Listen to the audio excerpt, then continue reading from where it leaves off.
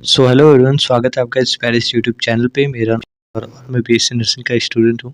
तो आज के हमारे इस वीडियो में हम स्टार्ट करने वाले हैं इन्फेक्शन कंट्रोल के चैप्टर्स को, जिसमें हम लोग एक वीडियो में वन शॉट में एक चैप्टर को कवर करेंगे और इसमें देखेंगे जो भी थर्ड सेमेस्टर का टॉपिक्स है, चैप्टर्स हैं और सब्जेक्ट है, उसको हम लोग एक एक करके कवर करेंगे। ठीक है, तो इन्फेक्शन कंट्रोल से हम लोग स्टार्ट कर रहे हैं और ये हमारा फर्स्ट वीडियो है, जिसमें हम लोग बात करेंगे हॉस्पिटल एक्वायर्ड इन्फेक्शन के बारे में, जिसको हम लोग अपने मेडिकल टर्म में बोलते हैं नोज़ोकोमियल इन्फेक्शन। और ये बहुत ज़्यादा कॉमन और मतलब इम्पॉर्टेंट इन्फेक्शन होता है। ठीक है, तो इसको अगर आपका ये पीडीएफ चाहिए तो हमारे टेलीग्राम से ज्वाइन कर सकते हो, वहाँ से आपको ये मिल जाएगा। ठीक है, तो अगर हम बात करें हॉस्पिटल एक्वायर्ड इन्फेक्शन की, तो ये मोस्ट कॉमन ये इन्फेक्शन होता है जो कि आपको, अगर आप हॉस्पिटल के अंदर आ रहे हो और हॉस्पिटल के अंदर आने के बाद 48 आवर के अंदर एडमिशन के बाद अगर आपको कोई भी इन्फेक्शन कॉज हो रहा है एट द टाइम, अगर एडमिशन के टाइम पे वो नहीं था और 48 घंटे बाद आपको वो हो गया है,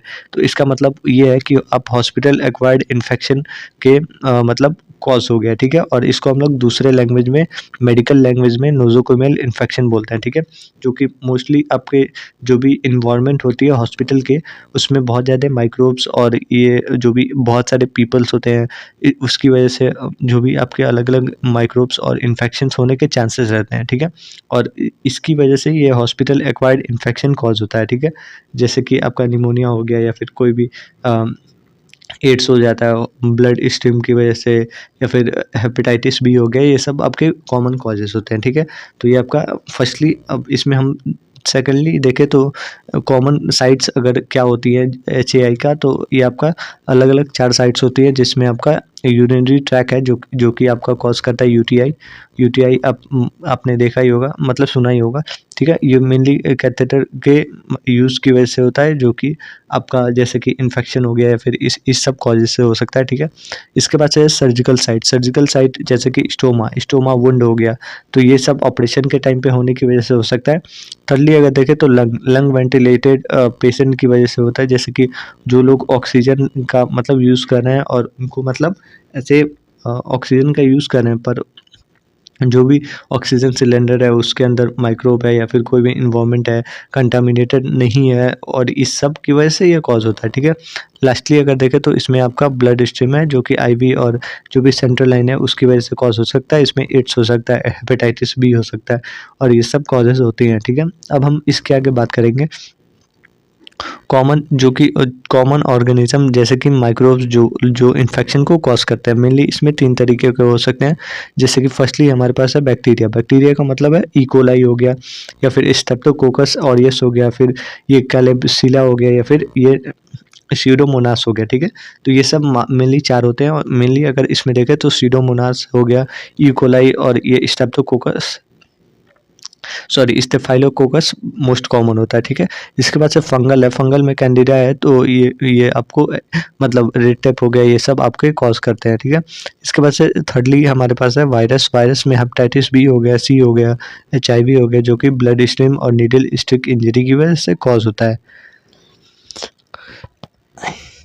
अब हम इसमें आगे बात करें कि कौन कौन से रिस्क फैक्टर होते हैं जिनसे ये सब कॉज होता है, तो उसमें आपके अलग अलग फैक्टर्स होते हैं, जैसे कि लॉन्ग टर्म स्टे, मतलब कि कोई पेशेंट है उसको क्रोनिक कोई भी डिजीज़ हुआ है या फिर कॉज है, और इसकी वजह से वो लॉन्ग टर्म मतलब बहुत ज़्यादा टाइम से हॉस्पिटल के इन्वॉल्वमेंट में है, तो उसको बहुत ज़्यादा मतलब प्रोन होगा कि हाँ इसको हो जाएगा हॉस्पिटल एक्वायर्ड इन्फेक्शन। ठीक है, और इस सेकेंडली अगर देखें तो पुअर हैंड हाइजीन है, जो कि आपके मतलब स्टाफ्स के द्वारा नहीं किया जाता है, और मतलब उसकी वजह से जो भी कंटामिनेशन है वो मतलब ट्रिगर होता है, और इसकी वजह से ये होता है। ठीक है, ये थर्डली अगर देखें तो आपके इन्वेसिव प्रोसेसेस हो सकते हैं, जैसे कि आपका कैथेटर इंसर्शन हो गया, वेंटिलेटर्स हो गए, या फिर कोई भी आईवी लाइन हो गया, उसको हम लोग इंसर्ट कर रहे हैं, उसकी वजह से जो भी मतलब जो भी आपके प्रोसीजर हैं उनमें जो ये कॉज होता है उसकी वजह से हो सकता है। ठीक है, और फोर्थली अगर देखें तो इम्यूनो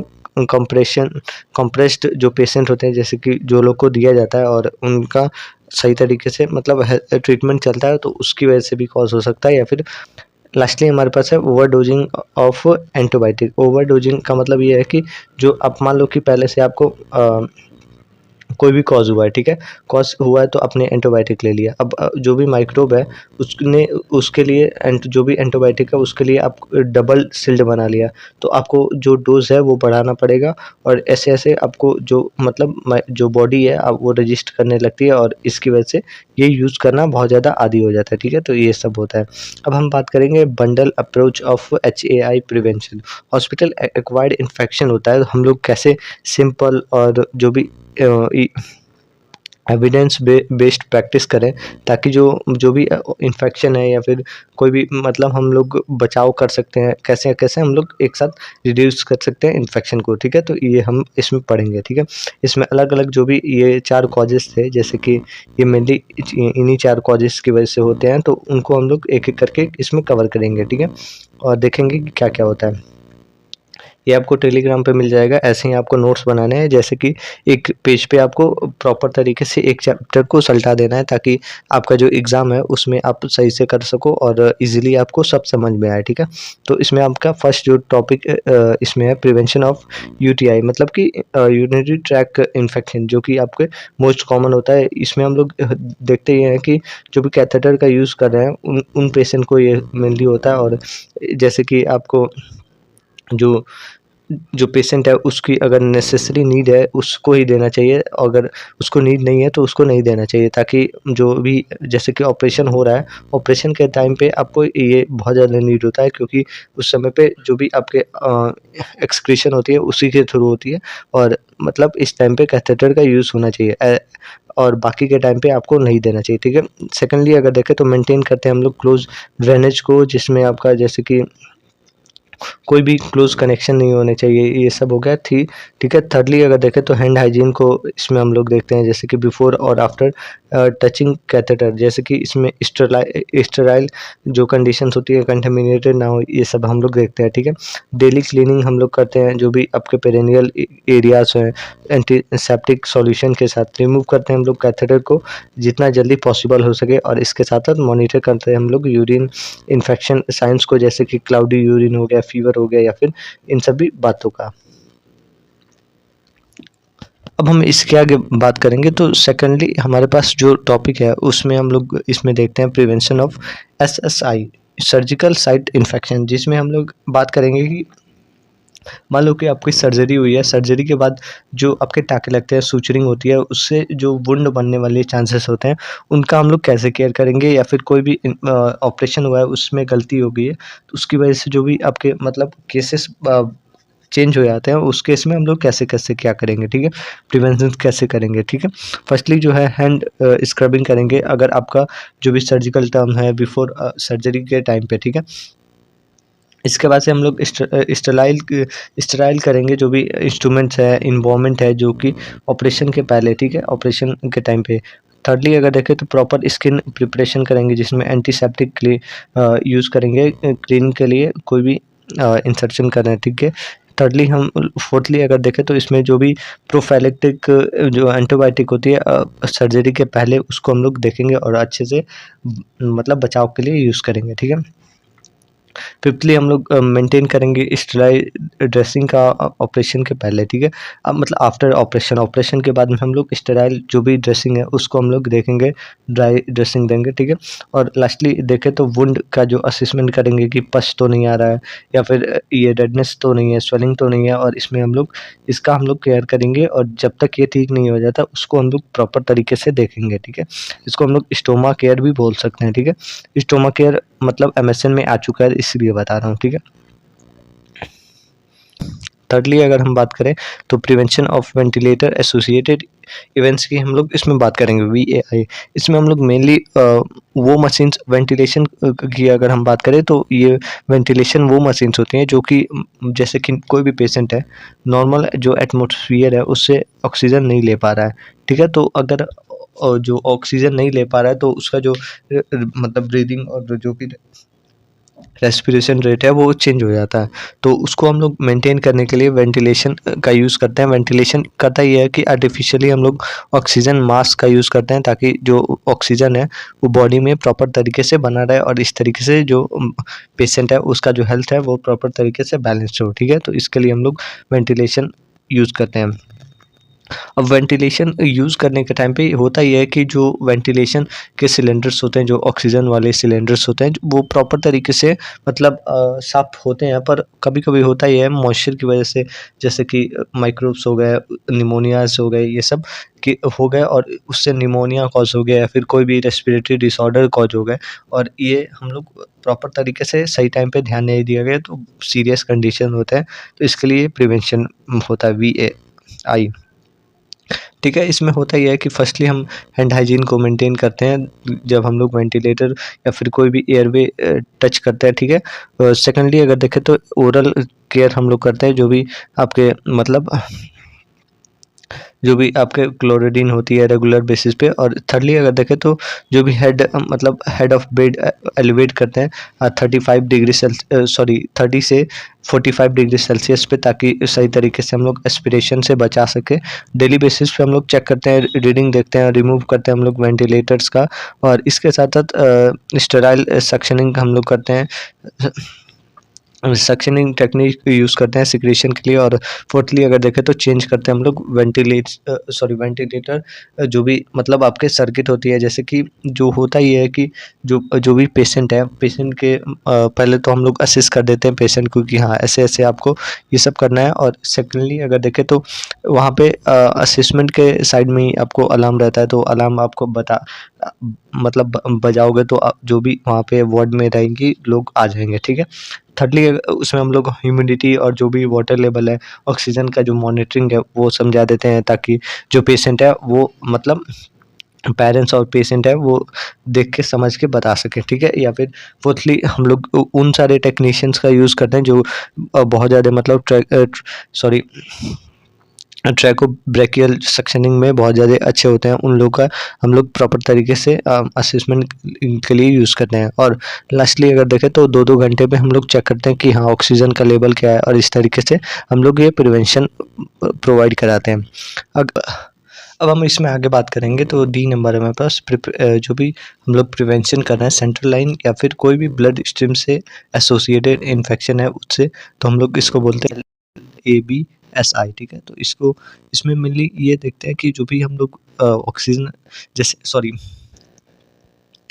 इसमें हम लोग मेनली ये देखते हैं कि जो भी ब्लड स्ट्रीम या फिर सेंट्रल लाइन में हम लोग जो भी इंटरवेंशन कर रहे हैं उस टाइम पे कोई भी इन्फेक्शन हो रहा है तो उससे हम लोग कैसे बचेंगे। जैसे कि अगर हम लोग ब्लड स्ट्रीम की अगर बात करें तो इससे मोस्ट कॉमन अगर देखें तो जो डिपार्टमेंट में अगर होता है तो इससे नीडल स्टिक इंजरी होती है, ठीक है। नीडल स्टिक इंजरी आपने नर्सिंग फाउंडेशन में बहुत अच्छे से पढ़ा होगा। इससे होता यह है कि बहुत सारे जो भी ब्लड स्ट्रीम से होने वाले जो इन्फेक्शंस होते हैं उनसे बहुत ज़्यादा प्रोन डिजीज़ होने के मतलब चांसेस रहते हैं जो भी आपके नर्सिंग स्टाफ्स होती हैं उनको, ठीक है। जैसे कि कोई भी आप इंजेक्शन लगाने जा रहे हो उसकी वजह से अगर आप सही तरीके से नहीं लगा रहे हो और सही तरीके से कैपिंग करके नहीं फेंक रहे हो तो उससे नीडल स्टिक इंजरी हो जाती है। तो इस सब में बहुत ज़्यादा ये सब ध्यान देना होता है, ठीक है। तो अब इसमें अगर हम बात करें तो फर्स्टली हमारे पास है हैंड हाइजीन मेंटेन करेंगे कोई भी सेंट्रल लाइन के इंटरवेंशन के पहले। सेकेंडली अगर देखें तो हम लोग फुल्ली बैरियर प्रिकॉशंस का यूज़ करेंगे, जैसे कि ग्लव्स हो गया, गाउन हो गया या फिर स्टेराइल ग्लव्स हो गया, मास्क हो गया, ड्रेप्स हो गए, ये सब का यूज़ करेंगे हम लोग जो भी हम लोग इंसर्टिंग कर।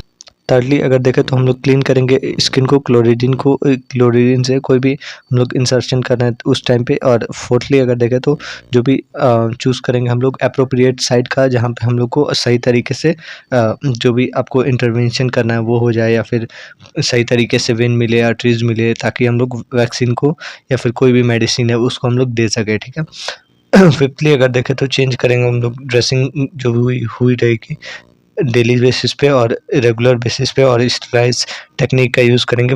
लास्टली अगर देखें तो रिमूव करेंगे हम लोग सेंट्रल लाइन को जितना जल्दी पॉसिबल हो सके उस टाइम पे, ठीक है। तो ये सब आपके अलग अलग मतलब बचाव थे, इससे आप अलग अलग जैसे कि बच सकते हो, ठीक है। तो अब हम इसमें आगे बात करेंगे तो देखते हैं ये सब आप अलग अलग ऐसे बचाव कर सकते हो। एक और होता है जिसको हम लोग बोलते हैं CAUIT, इसको हम लोग बोलते हैं कैथेटर एसोसिएटेड UTI। तो इस यूटीआई इन्फेक्शन ये होता ही है कि इसमें मेनली हम लोग जो भी मतलब यूटीआई होने वाले मल्टीपल मॉडल्स के अप्रोचेस होते हैं उनसे हम लोग इंटरवेंशन से बचने के लिए ये सब हम लोग प्रयोग करते हैं, और जो भी प्रिवेंशन इससे करना होता है वो सब हम लोग प्रिवेंशन देते हैं। इसमें होता ही है कि मेनली हम लोग ABCDE मतलब कि ए फॉर जो भी, एक बार मैं बता देता हूँ, ए फॉर जो भी एड्रेशन मतलब कि कैसे हम लोग जो भी इन्फेक्शन होने वाला है उससे हम लोग कैसे बचाव कर सकते हैं, ठीक है। बी फॉर आपके ब्लैडर जो भी अल्ट्रासाउंड है, ब्लैडर अल्ट्रासाउंड में आपको क्या रिजल्ट दिख रहा है ये सब हम लोग देखते हैं। सी फॉर आपके कॉन्डम बैरियर्स हैं, कॉन्डम बैरियर्स का यूज़ करके हम लोग कैसे बचाव कर सकते हैं। डी फॉर डोंट यूज़, जो भी आपने यूज़ किया है या फिर कोई भी अनस्टाइल इक्विपमेंट है उसको यूज़ नहीं करना है। और ई फॉर अर्ली आपके रिमूवर, जितना जल्दी रिमूव करोगे कैथेटर को उतना आपके जो भी चांसेस है यूटीआई के वो कम होते हैं। तो इसको हम लोग ऐसे पढ़ते हैं CAUIT, ठीक है। तो UTI sorry, catheter associated UTI. तो ये सब आपके अलग अलग प्रिवेंशन टेक्निक्स थे। अब इसके बाद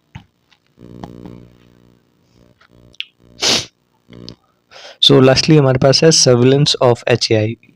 सर्विलेंस का मतलब ये होता है कि जो भी आप जो भी ऑब्जर्वेशन कर रहे हो, कलेक्शन कर रहे हो या फिर एनालिसिस कर रहे हो इन्फेक्शन डेटा का हॉस्पिटल के अंदर, उसको हम लोग बोलते हैं HAI से रिलेटेड, ठीक है। इसमें मेनली हम लोग 2 टीम्स के बारे में बात करेंगे, जिसमें इन्फेक्शन कंट्रोल टीम होती है, इसको हम लोग ITI बोलते हैं, ठीक है, ICT बोलते हैं, ठीक है। आईसीटी में ये होता है कि ये एक ग्रुप होता है जो कि ट्रेंड प्रोफेशनल्स होते हैं, जो मेनली देखते हैं मॉनिटरिंग को, प्रिवेंशन को, जो भी HI रिलेटेड मतलब डिजीज़ या इन्फेक्शन होने के चांसेस रहते हैं, ठीक है। इसमें कौन कौन से मेंबर्स होते हैं, तो इन्फेक्शन कंट्रोल नर्स, जो भी माइक्रोबायोलॉजिस्ट है वो, फिजिशियंस हैं हॉस्पिटल के, एडमिनिस्ट्रेटर हो गए, तो ये सब आपके मेंबर टीम्स होती है, ठीक है। ड्यूटी की अगर बात करें तो पहले कलेक्ट करते हैं हम लोग इन्फेक्शन डेटा को, इन्वेस्टिगेट करते हैं जो भी आउटब्रेक है, एजुकेट करते हैं हम लोग हेल्थ केयर वर्कर्स को, और इंश्योर करते हैं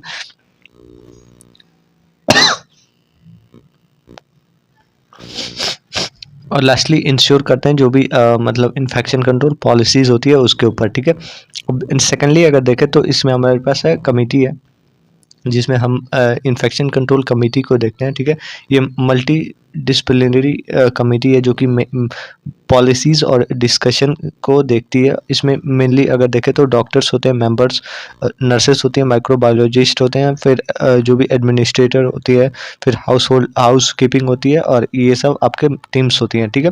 मैं ड्यूटीज़ की अगर बात करें तो जो भी गाइडलाइन है, जैसे स्टेराइल हो गया या फिर डिसइंफेक्टेंट हो गया, प्लान करते हैं हम लोग, रिव्यू करते हैं इन्फेक्शन कंट्रोल एक्टिविटीज़ का हम लोग जो भी ट्रेनिंग होती है या फिर एडोट होती है, ठीक है।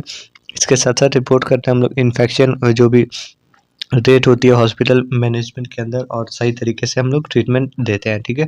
तो ये सब आपके अलग अलग टीम्स होती है बचाव के लिए, और ये सब अलग अलग पॉलिसीज़ चलती हैं। अगर हम इसको और शॉर्ट में देखें तो यहाँ पे आप देख सकते हो HAI का मतलब ये होता है कि जो भी आपके इन्फेक्शन, हॉस्पिटल एक्वायर्ड इन्फेक्शन हो रही है हॉस्पिटल के आने के 48 घंटे के अंदर, ठीक है। बंडल ऑफ अप्रोच का मतलब ये है कि जो भी आपके मतलब जो भी प्रैक्टिस और प्रिवेंशन के लिए चलता है अलग अलग, उसको हम लोग बंडल ऑफ अप्रोच बोलते हैं, ठीक है। यूटीआई से होने वाला कैथेटर रिलेटेड होता है, SSI हम लोग बोलते हैं, सर्जिकल स्टेराइल सर्जिकल वुंड, ये सब रिलेटेड होता है, ठीक है। VAI होता है आपका, VEE होता है आपका वेंटिलेशन रिलेटेड, और CLABSI होता है आपका जो भी स्टेराइल मतलब जो भी आप लाइन सेंट्रल लाइन इंटरवेंशन कर रहे हैं या फिर ब्लड स्ट्रीम से रिलेटेड है, तो उन सभी में, ठीक है। सर्विलेंस में आपके इन्फेक्शन कंट्रोल टीम होती है, कमेटी होती है जो कि पॉलिसीज़ को बनाती है। तो ये आपका फर्स्ट चैप्टर था जिसमें हम लोग हॉस्पिटल एक्वायर्ड इन्फेक्शन को बात की है। अगर आपको PDF चाहिए तो हमारे टेलीग्राम को ज्वाइन कर सकते हैं, और इससे आप जो भी सटीक नोट्स हैं वो बना सकते हो, ठीक है। तो मिलते हैं नेक्स्ट वीडियो में, अभी के लिए thank you, have a good day. और